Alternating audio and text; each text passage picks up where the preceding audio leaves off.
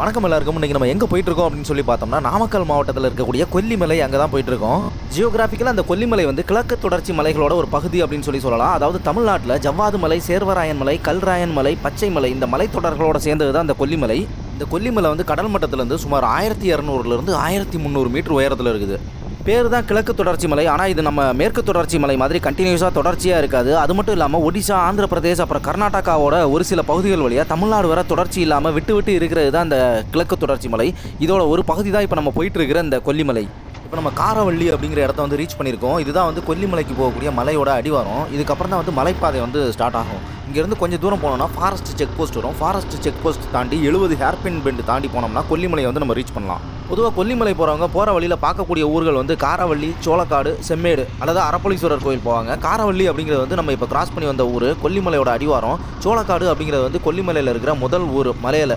செம்மேடு அப்படிங்கிறது வந்து கொல்லிமலையில் இருக்கிற ஓரளவு பெரிய ஊர். அங்கே தான் வந்து ஓரளவுக்கு கடைகள்லாம் நம்மளால் பார்க்க முடியும். இது மட்டும் இல்லாமல் இந்த கொல்லிமலைக்கு போகிறதுக்கு வந்து இன்னும் 2 வழி இருக்குது. தம்மம்பட்டி முள்ளுக்குறிச்சி வழியாக போகலாம், இன்னொன்று வந்து தம்மம்பட்டி சேரடி வழியாக போகலாம்.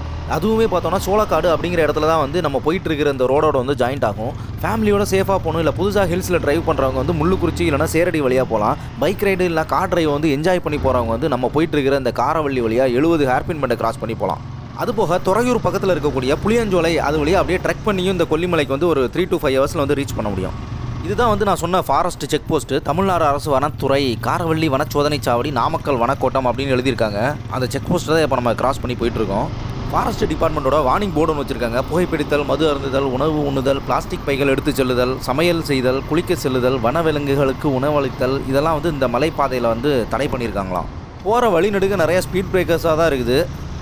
கொல்லிமலைக்கு போகிறதுக்கான டிஸ்டன்ஸ் அப்படின்னு சொல்லி எடுத்துக்கிட்டோம்னா நாமக்கல்லேருந்து 54 கிலோமீட்டர் தூரத்துலையும், சேலத்துலேருந்து 92 கிலோமீட்டர் தூரத்துலையும், திருச்சியிலேருந்து 130 கிலோமீட்டர் தூரத்துலையும் இருக்குது. கொல்லிமலைக்கு பஸ்ஸில் போகணும்னா நாமக்கல், சேலம், தம்மம்பட்டி, ஆத்தூர் இந்த ஊர்கள்லேருந்து பஸ் வசதியுமே இருக்குது. இப்போ தான் நம்ம வந்து 13வது ஹேர்பின் பெண்ட் வந்து திரும்பிட்டு இருக்கோம். இன்னும் 57 கொண்டை ஊசி வளைவு கிராஸ் பண்ணால் தான் நம்ம வந்து கொல்லிமலையை ரீச் பண்ண முடியும். இப்போ வந்து நம்ம 34வது ஹேர்பின் பெண்டில் நிற்கிறோம். இந்த ஹேர்பின் பெண்டில் தான் எல்லா ஹெவி வெஹிக்கிள்ஸ், பஸ்ஸு எல்லாமே ஒரே ஸ்ட்ரெச்சில் திரும்ப முடியாமல் ரிவர்ஸ் எடுத்து திரும்புவாங்க. பஸ்ஸிலலாம் உட்காந்துருக்கும்போது ஒரு த்ரில்லிங்காக பயமாக தான் இருக்கும். பஸ் ரிவர்ஸ் எடுக்கும்போது இந்த 34வது ஹேர்பின் பெண்ட்லேருந்து பார்க்கும்போது கீழே தெரிகிற வியூவுமே ரொம்ப அழகாக இருக்கும். இப்போ நம்ம போகிற வழியில் இருக்கிற ஸ்ரீ நாச்சியம்மன் கோயில் அங்கே தான் இருக்கிறோம். இந்த நாச்சியம்மன் தான் வந்து கொல்லிமலையோட எல்லை காவல் தெய்வம் அப்படின்னு சொல்கிறாங்க. கொல்லிமலையிலேருந்து கீழே இறங்குற லாரி, வேன், கார் எல்லாமே இங்கே வந்து சாமி கும்பிட்டுட்டு தான் போவாங்க. கொல்லிமலையில் வந்து பார்க்க வேண்டிய இடங்கள் அப்படின்னு சொல்லி பார்த்தோம்னா எல்லாருக்குமே தெரிஞ்ச ஆகாய கங்கை அருவி, அரப்பளீஸ்வரர் கோயில், எட்டுக்கையம்மன் கோயில், அது இல்லாமல் நம்ம அருவி, மாசிலா அருவி, அதுக்கப்புறமா பொட்டானிக்கல் கார்டன், வாசலூர்பட்டி படகு இல்லம், சீக்கப்பாறை வியூ பாயிண்ட் இது எல்லாமே இருக்குது. அது போக சமணர்களோட ஏன்ஷியன்ட் ஜெயின் டெம்பிளுமே இந்த கொல்லிமலையில் வந்து இருக்குது அப்படின்னு சொல்கிறாங்க. இப்போ வந்து நம்ம சோளக்காடு அப்படிங்கிற இடத்த வந்து ரீச் பண்ணுறோம். இதுதான் வந்து கொல்லிமலையில் முதல்ல இருக்கக்கூடிய கொஞ்சம் பெரிய ஊர். இங்கேருந்து அரப்பளீஸ்வரர் கோயில் வந்து 16 கிலோமீட்டர் தூரத்துலையும், வாசலூர்பட்டி படகு இல்லம் 10 கிலோமீட்டர் தூரத்துலையும், செம்மேடு 5 கிலோமீட்டர் தூரத்துலையும் இருக்குது அப்படின்னு சொல்லி போட்டிருக்காங்க.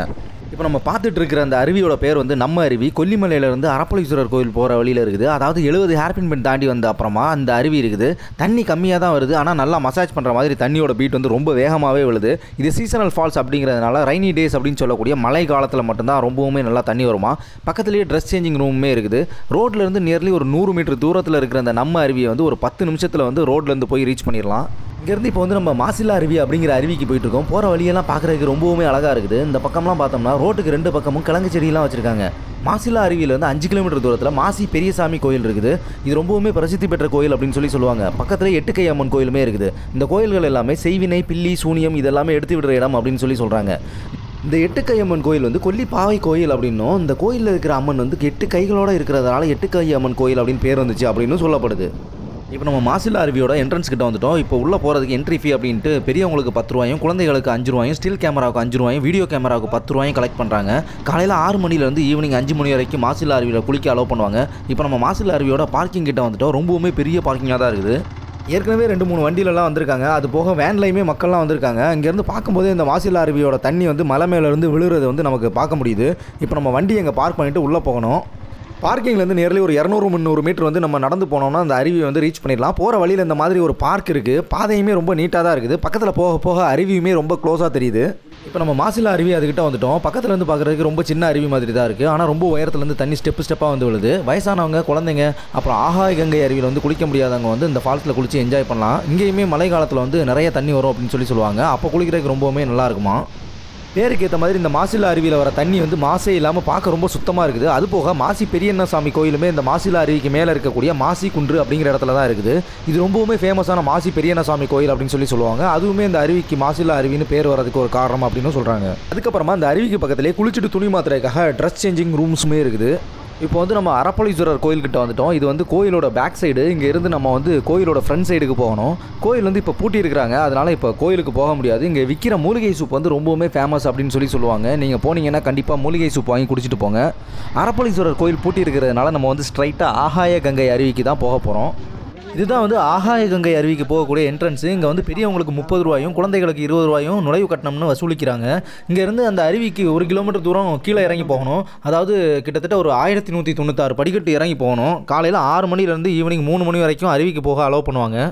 வயசானவங்க, பிளட் ப்ரெஷர் இருக்கவங்க, டயாபெட்டிஸ், ஹார்ட் பேஷண்ட், ஆஸ்துமா, சுவாச பிரச்சனை இருக்கவங்க, மூட்டு வலி, முதுகு தண்டு வடத்தில் வந்து பிரச்சனை இருக்கவங்க, சர்ஜரி, அப்புறம் கை குழந்தை வச்சுருக்கவங்கலாம் வந்து ஆகாய கங்கை அருவிக்கு போக வேண்டாம் அப்படின்னு சொல்லி போர்டு எழுதி வச்சுருக்காங்க.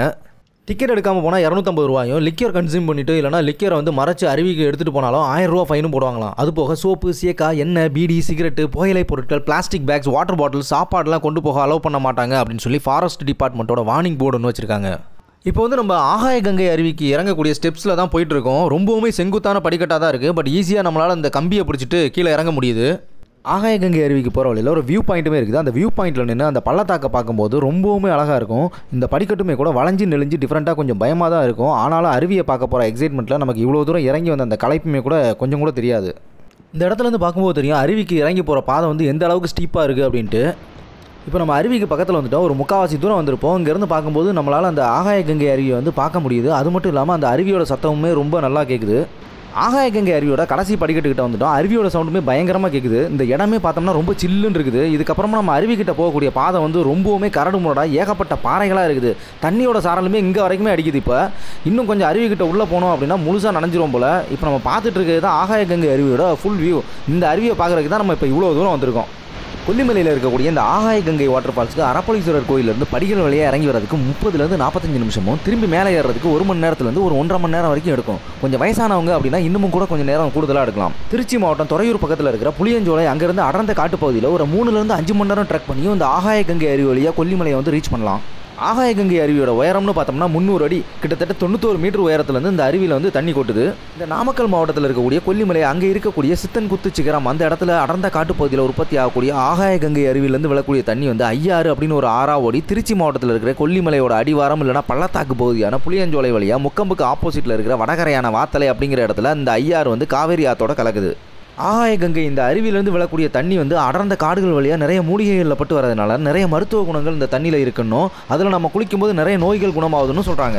கொல்லிமலை ட்ரிப் பிளான் பண்ணுறவங்க இந்த ஆகாய கங்கை அருவிக்கு போயிட்டு வரதுக்கு மட்டுமே ஒரு பாதி நாளைக்கு மேலே தேவைப்படும். இது போக கொல்லிமலையில் மீதி இருக்கிற இடங்கள்லாம் சுற்றி பார்க்குறதுக்கு இன்னும் ஒரு நாள் தேவைப்படும். 2 நாள் அப்படின்னா ஓகே, இல்லைனா 3 நாள் அப்படின்னா தாராளமாக கொல்லிமலையில் இருக்கிற எல்லா இடங்களையுமே சுற்றி பார்க்கலாம்.